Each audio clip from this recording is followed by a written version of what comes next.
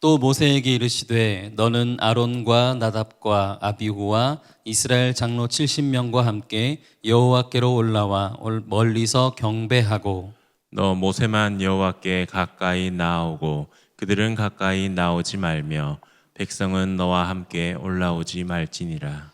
모세가 와서 여호와의 모든 말씀과 그의 모든 율례를 백성에게 전하매 그들이 한 소리로 응답하여 이르되 여호와께서 말씀하신 모든 것을 우리가 준행하리이다.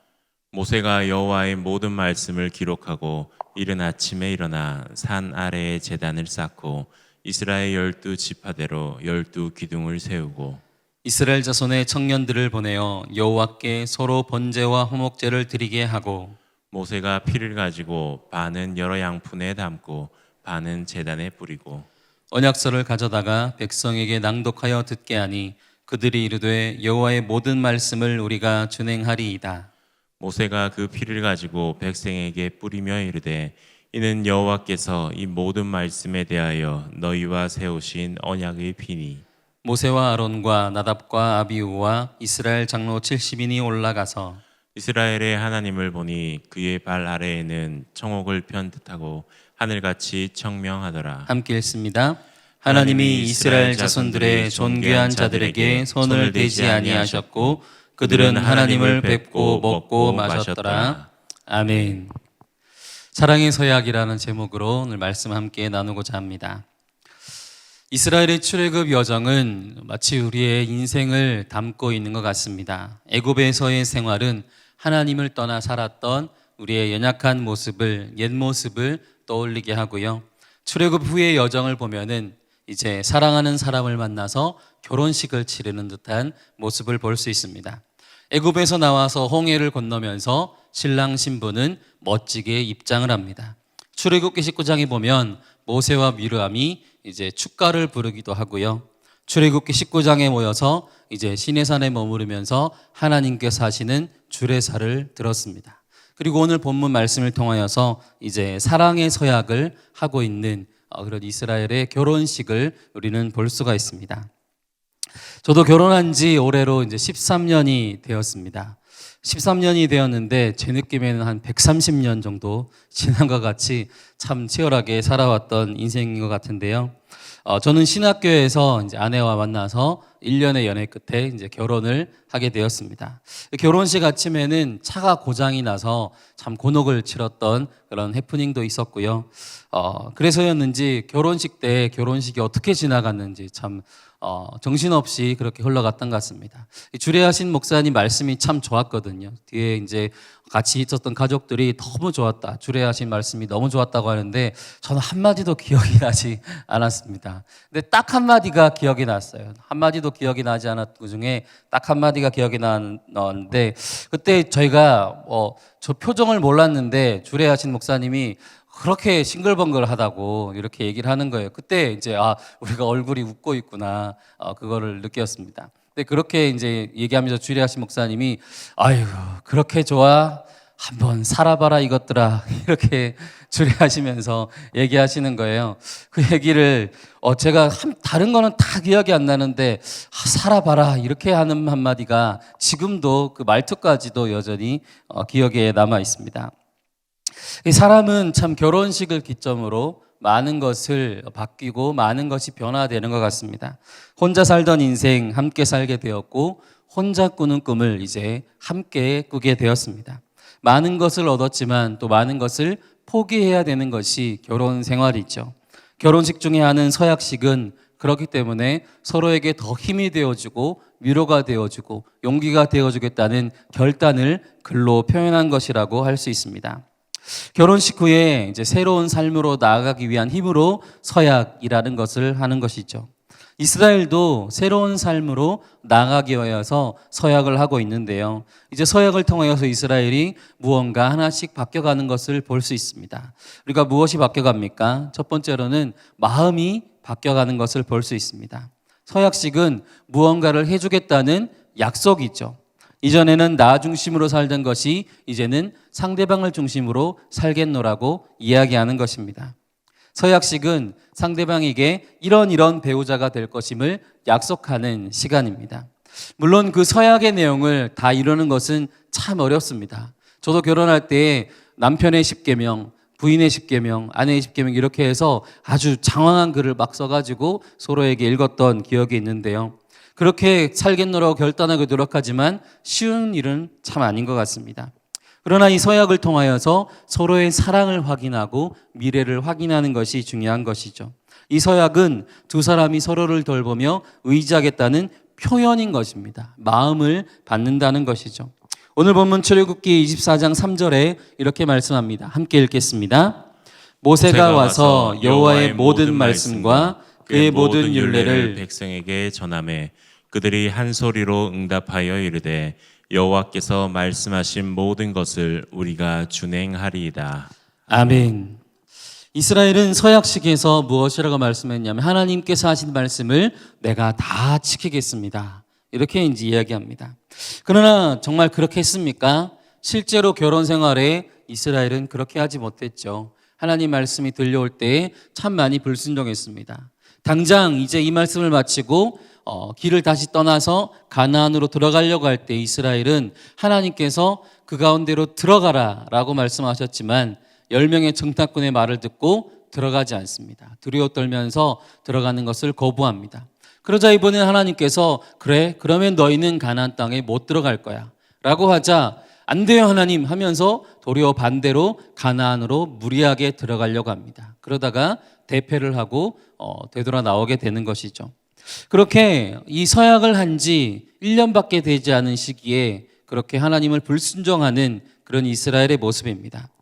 그렇게 힘차게 서약하고 있던 지금의 모습과는 너무나도 다른 그때의 모습. 하나님은 그런 이스라엘을 모르셨을까요? 하나님은 불순종할 이스라엘을 모르셨을까요? 약속을 헌신짝처럼 이렇게 버릴 줄을 모르셨을까요? 하나님은 분명히 그 사실을 알고 계셨을 것입니다.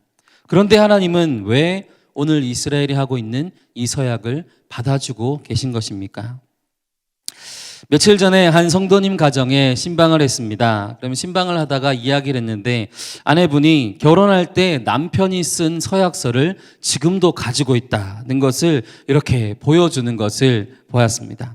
그 서약서에 보면은 이렇게 말씀하고 있습니다. 나의 사랑하는 낭자님께 당신을 만나게 된 것은 나의 운명입니다. 또 내가 그 운명의 기회를 잡은 행운아이기도 합니다. 당신을 만날 수 있게 도와준 하나님께 감사드리며 당신에게 나의 마음을 전합니다. 라고 시작하는 이 말은 구구절절히 사랑을 표현하는 것이죠. 이렇게 아름다운 당신을 만들어준 건 하나님이십니다. 그 하나님을 나도 믿겠습니다. 결혼할 때 그 남편분은 예수님 안 믿었거든요. 그런 하나님을 나도 이제 믿을 수 있겠습니다. 라고 고백하면서 참 멋들어진 문장입니다. 그리고 마지막 부분에 매일 읽고 다짐하겠어요. 내 사랑 받아줘. 라고 하면서 이 닭살 돋는 멘트를 마무리하는 것을 보게 되었습니다. 이 아내분이 이제 서약서를 오랜 기간 이렇게 간직하고 있는 것이죠. 왜 그렇게 간직하고 있습니까? 이걸 딱 보고 그렇게 하는지 안 하는지 딱 들이밀면서 그때 이렇게 하기로 했었잖아 라고 하기 위해서 가지고 있는 것일까요? 그렇지 않을 것입니다. 그때의 그 깊은 사랑의 마음, 그때 나에게 표현했던 그 풋풋한 그 마음을 간직하고 싶어서 그것을 여전히 가지고 있을 것입니다. 그리고 힘들 때마다 그것을 꺼내보면서 위로받고 힘을 얻고 그렇게 하는 것이 남편이 준 서약서의 힘이라는 것입니다. 하나님이 이스라엘의 서약을 왜 받으십니까? 이스라엘이 지금 말하고 있는, 표현하고 있는 그 마음을 받으시는 것이죠. 하나님은 서약식을 통해서 부족하고 실패하지만 그럼에도 하나님을 따르고자 하는 이스라엘의 그 표현을 받으신다라는 것입니다. 출애굽기 24장 10절의 말씀을 우리 함께 읽겠습니다. 10절의 말씀입니다. 이스라엘의 하나님을 보니 그의 발 아래에는 청옥을 편 듯하고 하늘같이 청명하더라. 이제 첫 번째로 마음이 변하면 이제 두 번째로는 무엇이 변합니까? 마음의 안정이 찾아오는 것입니다. 이 말씀은 지금 읽었던 24장 10절 말씀은 그의 발 아래에 청옥을 편 듯하고 하늘같이 청명하더라. 지금 이스라엘의 마음이 그렇다는 거예요.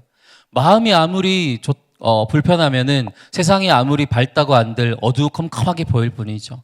그런데 세상이 어두컴컴하다가 하더라도 마음이 밝으면 청명하게 보이는 것입니다. 지금 이스라엘의 마음은 참 행복하고 청명하게 보이는 것이죠. 결혼을 하고 서약을 하는 순간 우리는 한 사람에게 구속을 받고 사실 자유를 잃게 됩니다.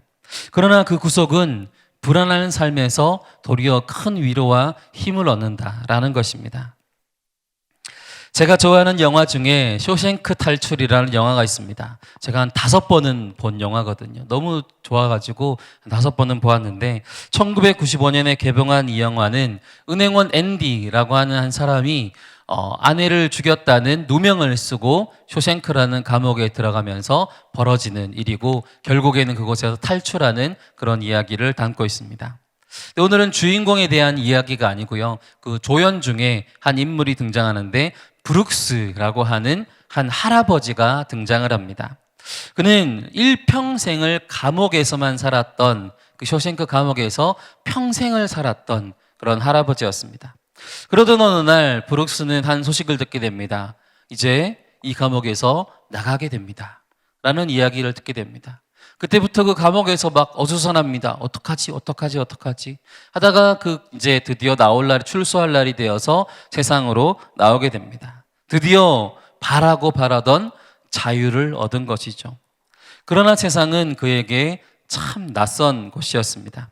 일평생 감옥에서만 살았던 그였습니다. 감옥에서는 그는 날아다니는 사람이었습니다. 많은 죄수들을 도와주고 여러 가지 많은 일들을 감당하면서 감옥 안에서는 참 인정받는 그렇게 어르신으로 존경받는 사람이었습니다. 그러나 세상에 나와서 보니 그는 할 줄 아는 것이 하나도 없는 초라한 늙은이에 불과했습니다. 그래서 그렇게 하고 싶은 일도 없고 해야 될 일도 없는 그 상황에서 적응하려고 참 많이 노력도 해봤습니다. 하지만 적응하지 못하고 자꾸만 실패하게 됐습니다. 브룩스는 누구나 원하는 그 자유 속에 고통을 느끼며 살아야 했습니다. 그러던 어느 날 브룩스는 감옥의 한 동료에게 편지를 보냅니다. 편지의 내용은 이렇습니다. 난 밤이면 잠을 설쳐 절벽에서 떨어지는 악몽을 꾸지. 겁에 질려 잠에서 깨. 가끔 내가 어디 있는지 기억하는데 시간이 걸려. 총을 구해 식료품점을 강도질하면 쇼생크에 들어갈 수 있을까? 하는 김에 지배인을 쏠 수도 있겠지. 보너스로 그런 바보 짓을 하기엔 난 너무 늙었나 봐. 난 여기가 싫어.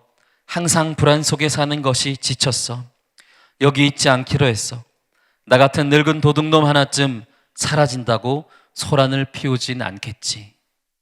그는 동료에게 이런 편지를 보내고 그 편지를 보낸 다음에 한 여관을 잡고 그 여관 천정에 브룩스 역이 있었다라는 그런 글을 새긴 다음에 목을 메어 자살을 하게 됩니다. 브룩스는 자유를 얻음과 동시에 많은 혼란을 느껴야 했습니다. 그래서 차라리 다시 범죄를 저지르고 감옥으로 돌아가고 싶어 했습니다. 준비되지 않은 자유는 고통만 따를 뿐인 것을 브룩스의 삶을 통해서 볼 수가 있는 것입니다. 이스라엘은 어떨까요? 이스라엘은 어땠을까요? 이스라엘이 감옥에 몇 년이 있었나요? 430년을 감옥에서 지내야 했습니다. 그 감옥에서 이제 나와서 자유를 얻었지만 그 자유가 진정 이스라엘에게 행복을 가져다 줄 수 있었을까요? 쇼생크 감옥으로 돌아가고 싶다고 외치는 이 브룩스처럼 끊임없이 애굽으로 돌아가고 싶어하는 이스라엘의 모습을 우리는 볼 수 있습니다. 출애굽기 16장 3절에 보면은 우리가 애굽 땅에서 고기가마 곁에 앉아있던 때를 기억한다. 이제 그런데 내가 이곳에서 줄여 죽게 되었다 라고 이렇게 말씀합니다.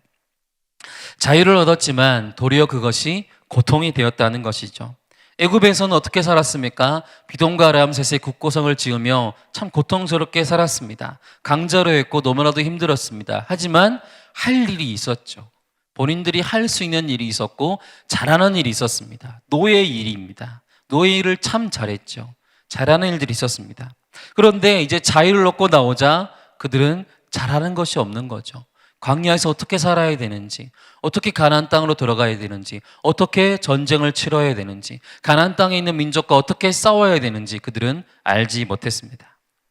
무책임한 자유의 다른 말은 방치이죠. 하나님은 그래서 이스라엘을 그냥 두고 보지 않았다는 것입니다. 오늘 서약식은 어떠한 의미가 있습니까? 이스라엘을 구속해 주는 것입니다. 이스라엘의 울타리가 되어주고 너희의 할 일을 내가 알려주겠다 라는 것입니다. 이스라엘이 하나님을 향해서 서약을 하고 있지만 실상은 그 서약을 하나님이 받아줌을 통하여서 이제 그 자유를 구속함을 통하여서 안정을 취할 수 있도록 하고 브룩스와 같은 결과를 맞이하지 않도록 이스라엘을 돌보시는 하나님의 뜻이 있다는 것입니다. 그 뒤에 이스라엘이 지키고 안 지키고는 그것이 문제가 아니라 지금 이스라엘 마음 가운데 하나님은 안정을 주시고자 하기 위하여서 오늘 서약을 하고 계신다는 것입니다. 이스라엘은 서약식을 통해서 하나님이라는 울타리 안으로 들어오게 되었습니다. 하나님과의 서약은 자유로운 삶을 살아가는데 꼭 필요한 삶의 버팀목이 되었다는 것입니다. 그러나 서약식 당일에는 이렇게 마음만 받으면 되고 안정을 취하기만 하면 됩니다. 그러나 예식이 끝나고 이제 그 결혼 생활을 살아가는 여정 중에서도 여전히 마음만 받아 말로만 하면 되잖아 라고 하면 되겠습니까? 그렇게 하고 행동을 하지 않는다면 믿었던 마음에 금이 가고 관계는 깨어지게 될 것입니다. 출애굽기 24장 7절, 오늘 본문 7절의 말씀을 함께 읽겠습니다. 언약서를 가져다가 백성에게 낭독하여 듣게 하니 그들이 이르되 여호와의 모든 말씀을 우리가 준행하리이다. 아멘. 오늘 본문에 보면은 3절에도 우리가 준행하리이다, 7절에도 우리가 준행하리이다, 이게 두 번의 표현이 나오는데요. 3절과 7절이 약간은 다른 표현력을 가지고 있습니다. 3절에서는 하나님의 말씀과 율례를 내가 지키겠습니다 라고 하는 것이고요. 7절에서는 내가 하나님과 함께 서약을 맺은 그 서약문의 내용대로 하겠습니다 라고 하는 것이죠. 그래서 3절의 준행과 7절의 준행이 살짝 다릅니다. 이제 다시 표현해 보자면 3절에서는 하나님의 말씀대로 내가 살겠습니다 라고 하는 것이고 7절에서는 내가 하나님께 서약한 대로 살겠습니다 라고 하는 약간은 다른 표현입니다. 쉽게 얘기하면은 당신이 하는 말 내가 들어줄게 라고 했다가 내가 하고 싶은 말 꼭 당신에게 지켜줄게, 이렇게 두 마디를 한다는 것이죠.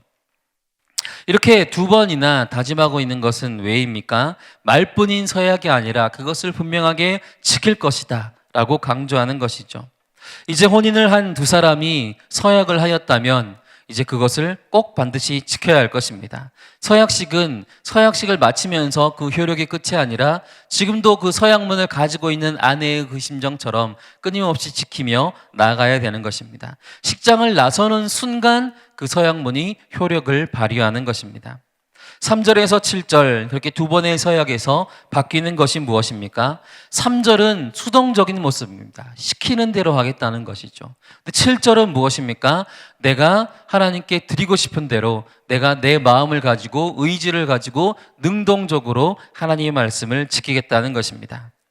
시키는 대로 하지 않으면 죽을지도 몰라 하면서 두려워 떨면서 하는 것과 내가 너무나도 사랑하기 때문에 그 말을 안 듣고는 살 수가 없어 라고 하는 것은 정말 큰 차이가 있죠. 우리가 직장에서 부하가 상사의 말을 듣는 것 참 힘들고 어렵지만은 때려치우고 싶지만 그래도 돈을 받기 때문에, 월급을 받기 때문에 하는 것과 집에서 아내의 용돈을 받기 위해서 때로는 할 수도 있겠지만 보통은 아내를 사랑하기 때문에 그 말을 들어주는 것입니다.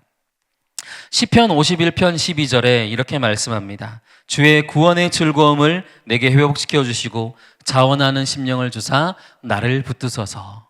아멘. 자원하는 심령이라고 말씀합니다. 하나님이 원하시는 것은 자발적으로 일으키는 마음이라는 것입니다. 혼인을 한 이후에도 혼자 사는 것처럼 하거나 시키는 것만 한다면 주동적으로 이거 해 하면 이거 하고 저거 해 하면 저거 하는 그런 인생을 산다면 얼마나 재미없고 상대방에게 큰 상처를 주겠습니까? 함께 한다는 것을 이렇게 이야기하고 표현할 때 그것은 상대를 배려하고 더 알아간다는 의미가 있습니다. 그것은 수동적으로 시키는 것만 할 때 이루어지지 않고요. 내가 무언가 상대방이 기대하지 않을 때 한 가지라도 더 이벤트라도 할 때 그것이 그 마음에 더 크게 와닿는 것이죠. 강제로 하는 것이 아니라 자원해서 할 때 그것을 우리는 사랑이라고 말합니다. 요한이서 1장 6절에도 이렇게 말씀합니다. 사랑은 이것이니 우리가 그 계명을 따라 행하는 것이요. 사랑은 이것이라고 얘기합니다. 그 계명을 따라 행하는 것이기 때문에 사랑하기 때문에 행하는 것, 그것을 서약한다라고 이야기합니다. 예수님의 사랑도 이와 같습니다. 말로만 하는 사랑이 아니라 보여주시는 사랑.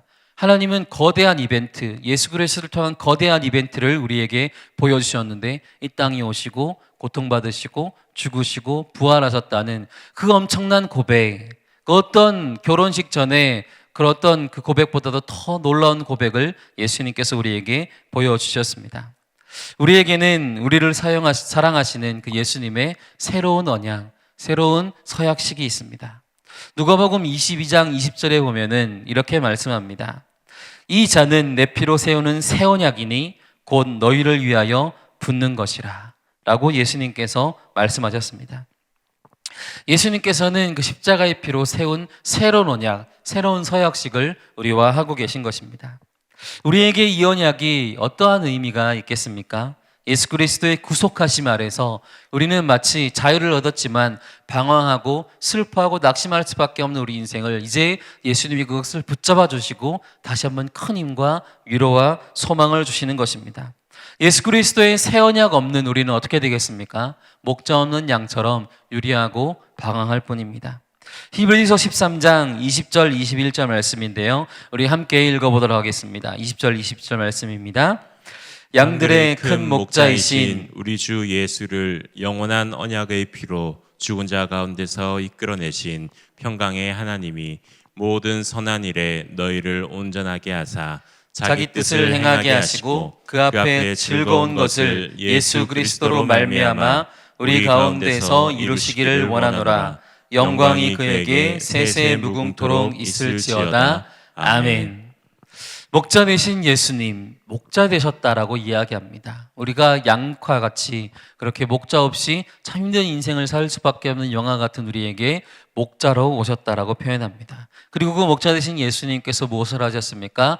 영원한 언약의 피를 우리에게 주셨습니다. 예수님이 주시는 새 언약은 영원히 바뀌지 않는 언약입니다. 지금 이스라엘이 맺고 있는 언약은 바뀔 수 있는 언약입니다. 왜냐하면 이스라엘 편에서 맺은 서약이기 때문입니다. 하나님 편에서 새겨지는 언약은 변하지 않습니다. 그러나 이스라엘 편에서 새겨지는 언약이기 때문에 변화가 일어납니다. 오늘 예수님께서 하신 언약은 변하지 않습니다. 예수님이 피로 세운 새로운 언약이시기 때문입니다. 오늘 이 방금 읽었던 히브리서 말씀을 보면은 하나님의 뜻을 행하게 하시고 그 안에 즐거운 것을 이루게 하라라고 말씀합니다. 하나님의 뜻을 행하고 말씀을 실천하는 것은 즐거운 것이죠. 신랑과 신부가 서양문을 쓰고 그것을 고통스럽게 지킨다면 얼마나 슬픈 일이겠습니까? 그러나 그것을 하나하나 지킬 때마다 정말 기쁘고 정말 행복한 것은 서로를 사랑하는 마음이 있고 그 서약의 마음이 정말 진실된 마음이기 때문에 그렇습니다. 내가 근심 걱정으로 가득할 때, 내가 슬픔 가운데 있을 때에 지금 예수님과 맺는 우리의 그 서약은 강력한 효력을 발휘하게 될 것입니다. 우리는 이제 더 이상 고독 속에 홀로 외로워하지 않아야 됩니다. 예수님께서 우리에게 끊임없이 내가 너를 사랑한다, 내가 너를 돌보겠다, 내가 너를 위해 이 땅에 왔다 라고 끊임없이 말씀하여 주시고 그 사랑의 언어로 우리에게 들려주고 계신다는 것입니다. 그 서약문을 우리가 들고 있기만 해도 얼마나 기쁘고 즐겁습니까? 그 서약문을 간직하고 있기 때문에 우리는 참 행복한 마음을 가질 수가 있는 것입니다. 그렇게 나를 찾아와 주시고 만나 주시고 그렇게 절대 지워지지 않을 그 피로 나에게 이렇게 말씀하십니다. 아침 안개 눈앞 가리듯 나의 약한 믿음 의심 쌓일 때 부드럽게 다가온 주의 음성, 내가 너를 사랑하노라. 주님이 그렇게 정말 그 안개와 같이 어둠 속을 헤매는 우리에게 찾아오셔서 내가 너를 사랑하노라 라고 말씀합니다. 예수 그리스도와 새로운 언약을 맺은 우리는 어떻게 변화됩니까? 오늘 보면 마지막 절에 이렇게 말씀합니다. 우리 11절 말씀을 함께 읽겠습니다. 하나님이 이스라엘 자손들의 존귀한 자들에게 손을 대지 아니하셨고 그들은 하나님을 뵙고 먹고 마셨더라. 아멘. 새로운 서약을 통하여서 이제 우리는 존귀한 자들이 되었다는 것입니다. 신분이 바뀌었던 것이죠. 남남이었던 사이가 부부가 된 것입니다. 하나님이 존귀하신 것처럼 우리도 존귀한 자가 된 것입니다. 이제 우리 모두가 신랑 되신 예수님, 그 예수님 옆에 선 신부의 마음으로 이제 그렇게 결혼 행진곡을 그렇게 이제 소리가 나면서 세상을 향해 걸어나가는 사람들처럼 이제 서양문을 손에 들고 우리가 힘차게 세상으로 나아갔을 때에 이제 우리가 혼자가 아니라 신랑 되신 예수님께서 내 옆에 계시고 나를 도와주실 것이며 이 서양문대로 꼭 지켜 행하시는 주님, 나를 위해 오시겠다고 말씀하신 주님이 오셨고 나를 위해 그렇게 생명을 버리겠다고 약속하신 주님이 그렇게 하셨던 그 서양문을 손에 들고 이제 세상에서 힘차게 그 위로의 말씀, 생명의 말씀을 손에 붙잡고 살아갈 수 있는 우리 모두가 될 수 있기를 간절히 바라겠습니다.